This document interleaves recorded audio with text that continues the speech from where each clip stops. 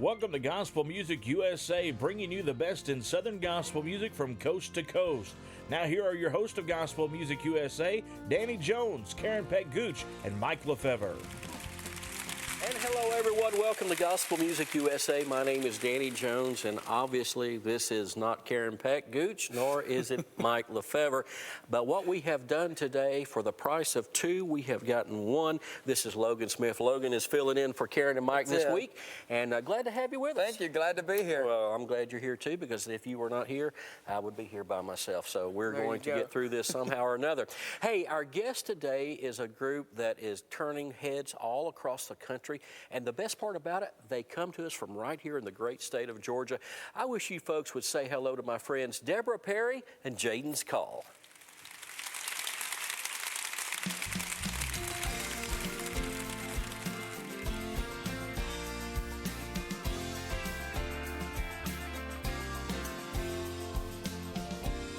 We read in the Bible 2 men who did not die, Enoch and Elijah. They walk pleasing in God's sight. So you to live holy, you'll hear the sound when Gabriel blows trumpets. You're gonna leave the ground. Called up in His glory. We will see Him face to face. We'll tell of that old story, how He died to save us by His grace. We do not know the hour, and we do not know the day when Christ will come to take His bride away. So church, lift up your head. One day you'll see Jesus Christ in all His glory. We're gonna be called up in His glory. We will see Him face to face. We'll tell of that old story, how He died to save us by His grace.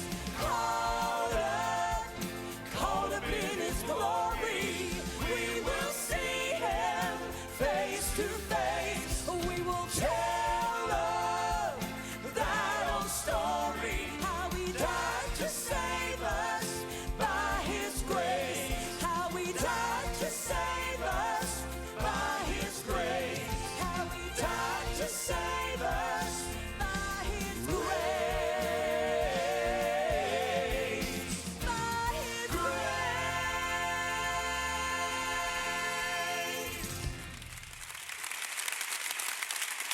This next song is written by a great friend of ours from up in Michigan. It's a beautiful song that just simply says, no one loves you more than Jesus does.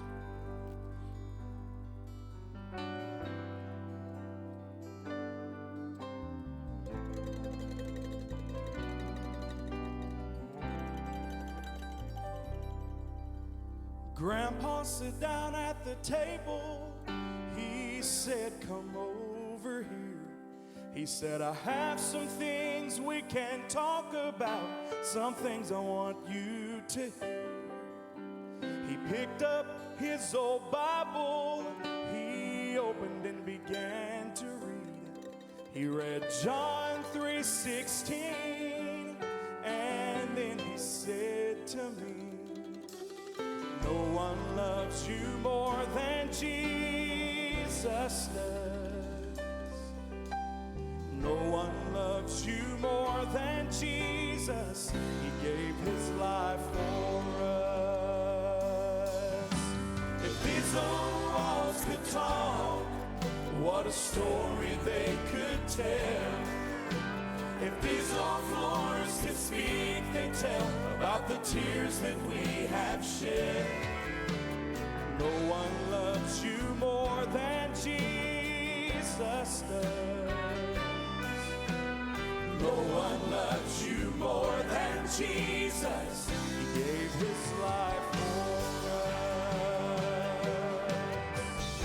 For God so loved the world that He gave His only begotten Son, that whosoever believeth in Him should not perish but have everlasting life. He said, me and your grandma, we've struggled through the years. We've prayed a lot of prayers, and we've shed a lot of tears. Now that we are older and time for us is short, every day with Jesus gets sweeter than the day before. 'Cause no one loves us more than Jesus does. No one loves us more than Jesus. He gave his life for us. If these old walls could talk, what a story they could tell.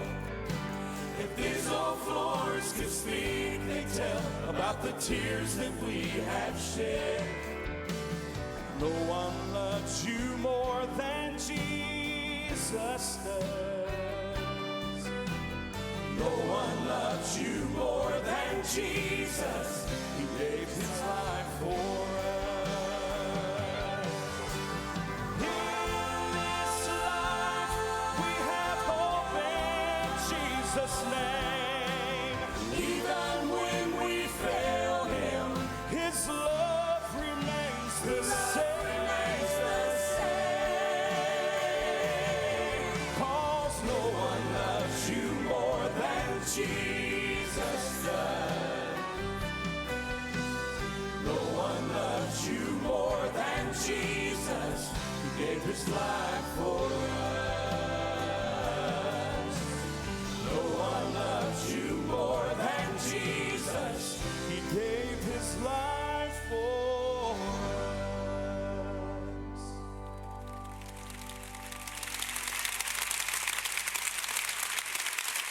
Welcome back to Gospel Music USA, your home on the television for great Southern gospel music.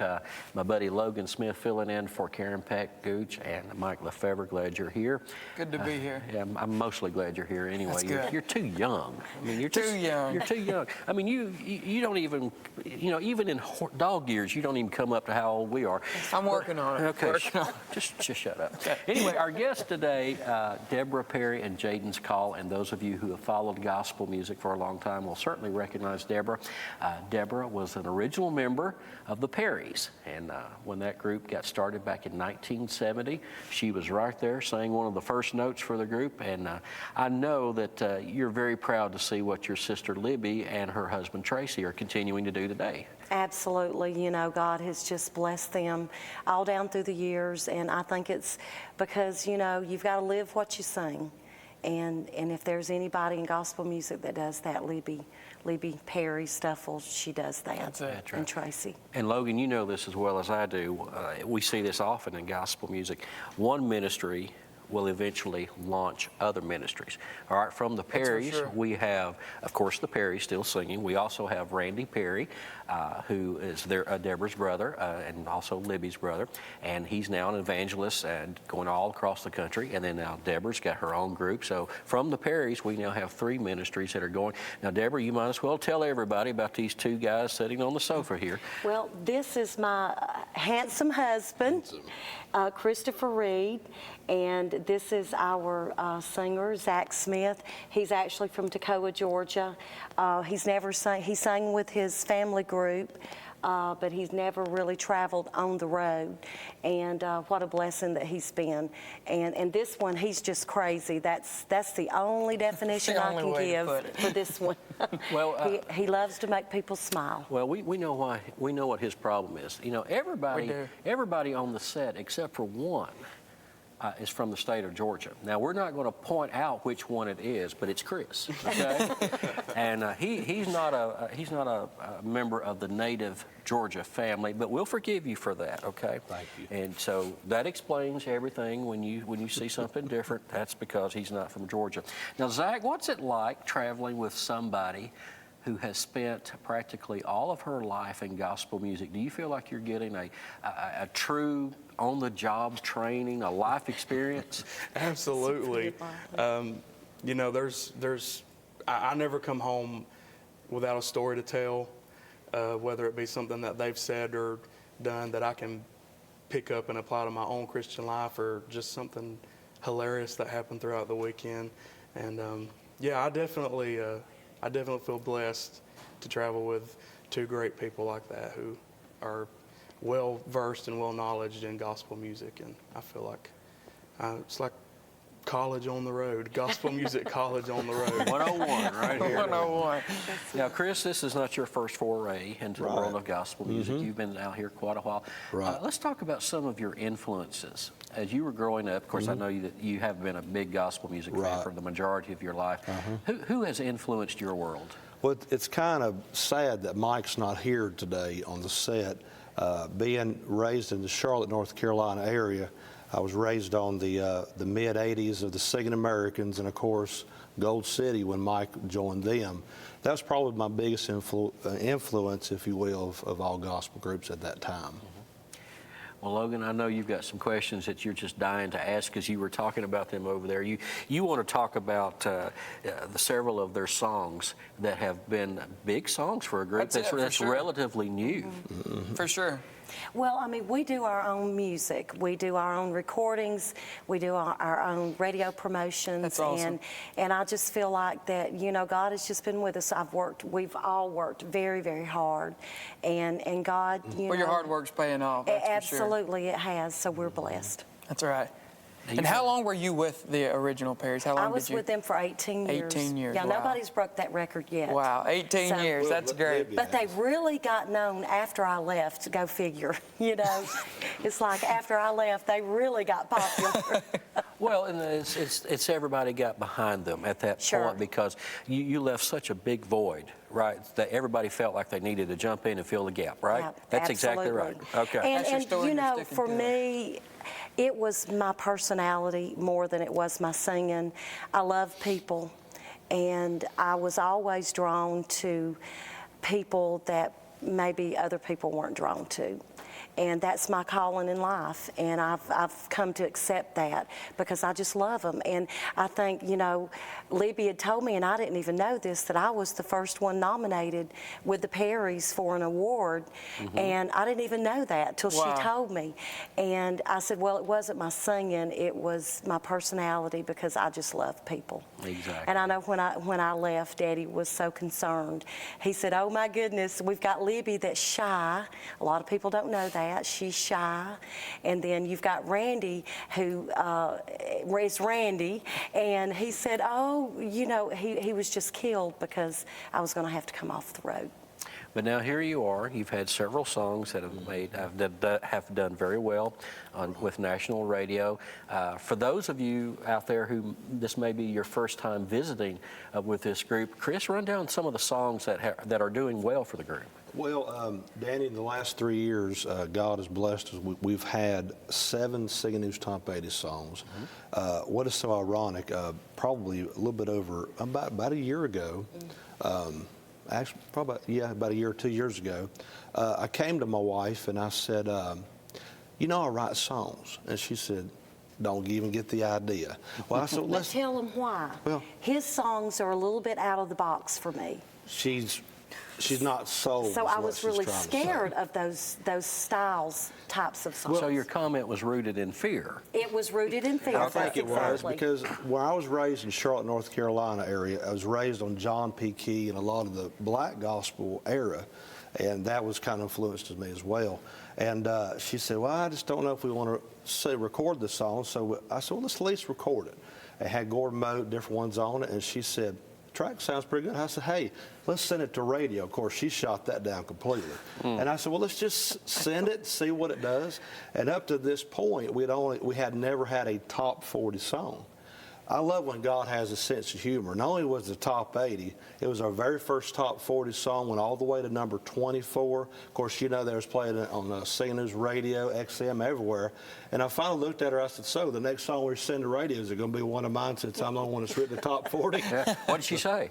She agreed to it. Well, you know, it's kind of like he proved himself. So, well, God proved it. Yeah. All right. But that was my favorite song. And the first song was the one that it was. Yes. Well, before we go to break, when people want to find out more about your group, where do they need to go on the internet? It's the most simplest website you can ever imagine, because most people don't know how to spell Jaden.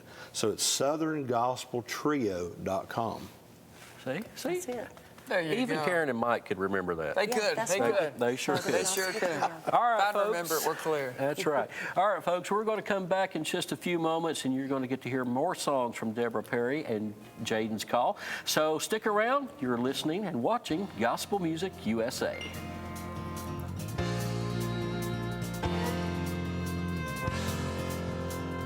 Welcome back to Gospel Music USA. We hope you're enjoying the program today.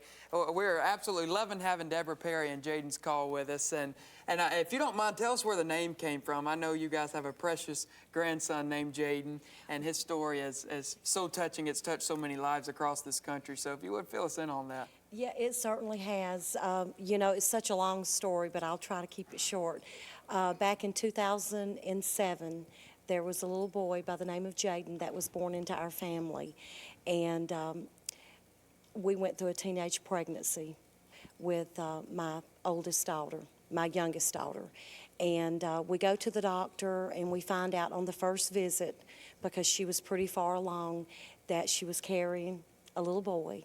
And the doctor comes out, and he hands me a piece of paper, and he said that he wanted to make an appointment for us to go to a perinatal specialist next door. And so the next Monday we came back, and we got delivered some terrible news that Jaden had a massive amount of fluid in the cavities of where the brain is supposed to be, and they told us that they did not see any lobes of the brain. And he had a brain stem. It was in pretty good shape, but it wasn't the best. And so they began preparing us. The first thing that they wanted and suggested for us to do was to abort the baby. And I looked at the doctor, and I told him, I said, abortion is not an option. And I said, it doesn't matter what condition that Jaden is born in. Of course, at that time, we didn't have his name picked out. You know, I was trying to get used to the fact that, you know, I was going to be a grandma. I mean, that was my first thing. Sure, that was overwhelming in itself. Never dreamed in 1,000 years that, because most teenage girls that get pregnant, they have a normal baby. And so it never entered my mind that this could be something so terrible. Wow. And so when we got the final confirmation when Jaden was born, they took him down when he was 3 days old. But I knew when I saw him after he was delivered, when I looked at him, the Lord had given me a dream of how he was going to look. And in that dream, he looked exactly like he did the night that he was born. That's incredible. And so the Lord was preparing me, but it was tough because I got very depressed. And I felt very hopeless. You know, when your child is going through a normal pregnancy, that's one thing. But to know and see, I caretake for my mother who had a massive stroke. So I knew if this was a neurological disorder, that if he lived, the doctors told us that he probably would not live, and that if he did, that he would die within a month or two, a year at the very most. Wow, and he's how old now? And this past August, he turned 10 years old. That's so cool. And you know, we're on the other side of it. Jaden is a child that can do nothing, but he can laugh. And he can hear. And it's contagious. And it is His contagious. laugh is It contagious. really is. And the blessing that God has allowed us to have, and the platform that God has given us to go around the country and to share our story of hope and encouragement, that it doesn't matter what you've done in life. If you're truly repentful, you know, God will restore. That's it. And he's a God of many chances. And I just give him all the praise and the honor because he's been good to us. That's an awesome And he's story. allowed us to have Jaden with us for 10 years. Well, now that the group is well, let's back up. Let me change the question on here. When you formed the group, what was the decision to name the group after Jaden? Was it automatic, or did that take a little time? Well, I was actually in the bathroom when the Lord spoke to me, and he said, "What is your passion other than me?" And the only thing I could think of was Jaden. I mean, because he required so much care, and I mean, he was just my heart. I mean, once people say, well, you know, children that are born like this, they would be better off if God just took them. No. That's totally not Because the case. the lessons that we learn through having children like this, they're great. And so the Lord said, you need to name this group Jaden's Call. And I said, you know, Lord, I get what you're telling me. And so we don't name the group that, and we don't tell that story to get anybody's sympathy. We want the people that we sing to help celebrate with us a life that That's has a meant so testimony in itself. much. Well, I'll tell you what, folks, we've got time for one more song here on Gospel Music USA, and this song has been a big song for Deborah Perry and Jaden's Call. Listen to them as they sing this song. It's called Waiting Room.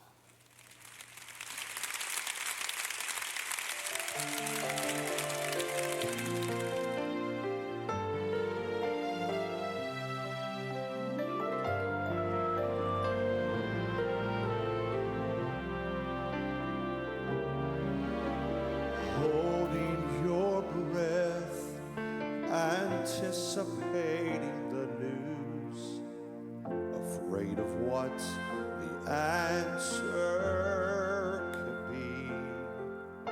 As time stands still, you cling to your faith. Your friends say to you, just believe. But in these moments when words can't comfort you, and God is there in the waiting room. He sees your tears and He's holding you. God is there. He hears your prayer. Just because He is silent doesn't mean He doesn't care. And you're not alone, and He is close to you. And God is there in the waiting room. I'm so glad that Jesus said He'd be a friend that sticks closer than a brother. And I don't know about you, but I'm thankful for that today. Oh, the night seemed so long, and the trial so hard, surrounded by such uncertainties. As fear it settles in, you see there is a hope, and somehow you'll find what you need. Oh, and I promise that He will stay with you, and God is there in the waiting room. He sees your tears and He's holding you. God is there. He hears your prayer. Just because He is silent doesn't mean He doesn't care. And you're not alone, and He is close to you. And God is there in the waiting room.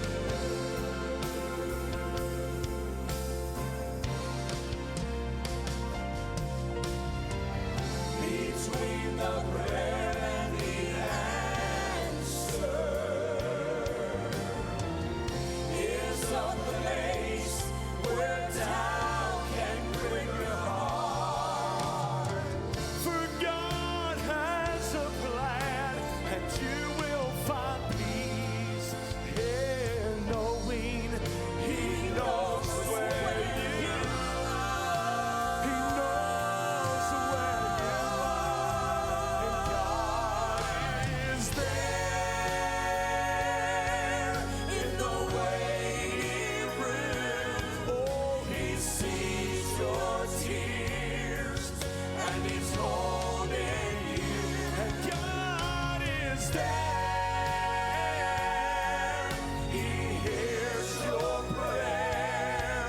Just because he is silent doesn't mean he doesn't care.